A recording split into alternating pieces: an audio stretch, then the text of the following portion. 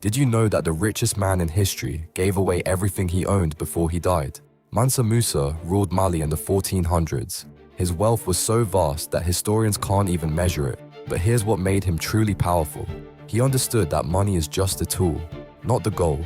When he traveled to Mecca, he gave away so much gold that it crashed the economy for 10 years. People thought he was crazy, but Musa knew something they didn't. True wealth isn't what you keep, it's what you give. The Stoics taught this same lesson. Seneca said that every new beginning comes from some other beginning's end. When you hold too tight to money, you lose sight of what matters: your relationships, your health, your peace of mind. Money should serve your life, not control it. So ask yourself this question: are you using money to build the life you want, or is money using you? The answer will show you if you're truly rich or just collecting numbers in a bank account.